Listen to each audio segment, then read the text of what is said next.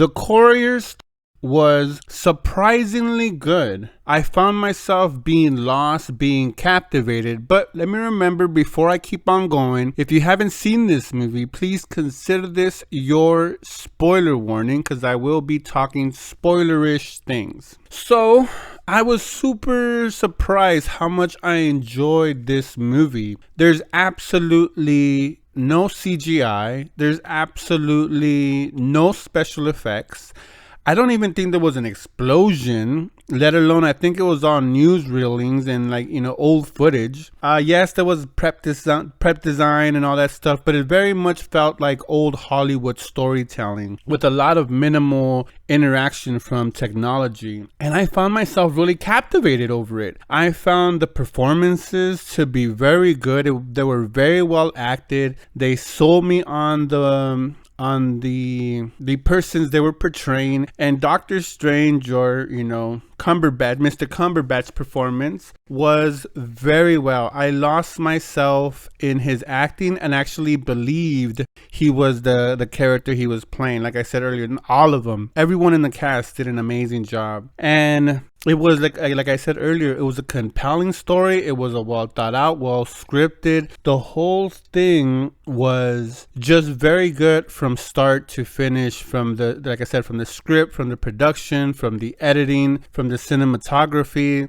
There was a couple of shots though that they try to be very artsy fartsy, if you will. That kind of took me out. Like for a second, I was like, wow, they're trying way too hard to be, unique. But I appreciated the effort, which was really minuscule as far as my problem with this movie. It's based on a true story, true events, and at the end of the movie, they actually show you a little bit of the newsreel from the actual person that the story is based on, and what a story he had to tell. So basically, it's the story of a salesman that was hired by the London government to go infiltrate into Russia. This is around the time when America and Russia had the Cold War thing going on, and they were building missiles in each other's territory. Very traumatizing and stressful time in the relations between us and the USSR, if you will. And it's about, you have a little bit of the Cuban Missile Crisis, at least what was the initial, where they were setting, the USSR was setting missiles in Cuba pointed towards America. So they basically contracted this guy to go in there and get information, and he actually got like 7,000 or 4,000 documents about the nuclear arsenal of Russia, or the USSR in that time. And he was basically working with a defector of the USSR that wanted to bring peace to the world and end this nuclear standoff that we had. And like most things, of these things where the government has a hand in them, of course it goes down. And for a second, you think that the spy of the USSR gives up the spy from England, but he doesn't, because they developed a bond from getting to know each other. They both got to know each other's,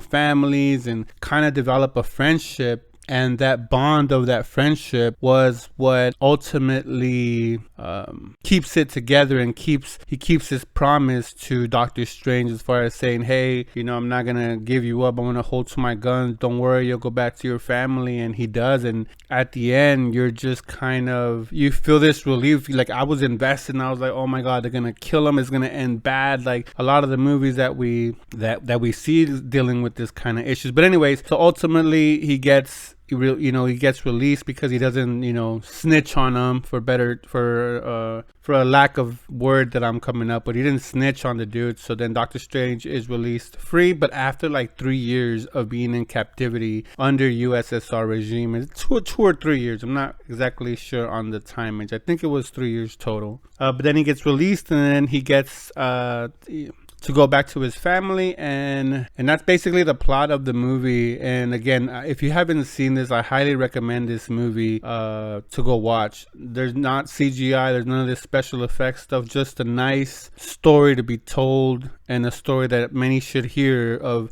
an unsung hero from that era that that the story should be resonated among us and remembered, the sacrifices that, you know, one or two people, you know, and they say that, or the spy of the USSR says that when, you know, Benedict tells him like, you're only one man, and he goes, hey, sometimes it takes just one or two people can change the course of history. And that's true. It doesn't have to be an army or or thousands of soldiers, an arsenal. It could always just be a stroke of a pen, a move here and a move there by a handful of individuals, or in this case, one man that wanted to end the nuclear standoff, and he achieved it.